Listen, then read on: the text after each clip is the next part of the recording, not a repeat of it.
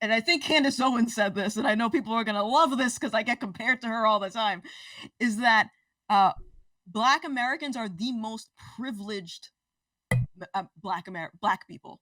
And I know of people that live in other countries that are still living in dirt houses, or they still don't have running water or electricity. And they look at people in America who are complaining about not getting a job because of their Black sounding name. Meanwhile, this person's living out somewhere trying to figure out where their next meal is coming from.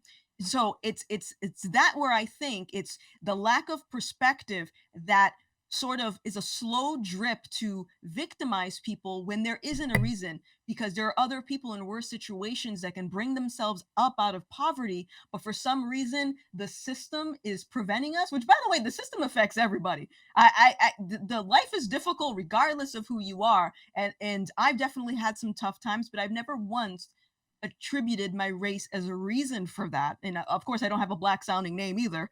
But yeah, I just think that it's a bad precedence to set. Is like, this is the reason, instead of just saying, okay, life sucks. I like to think of worst case scenarios, like life sucks, this is our situation, what are we going to do about it? Are we going to wait for the government to help us? Are we going to give more power to the government to help us? Or are we going to realize that we are responsible for ourselves on this planet and we got to do what we need to do to survive?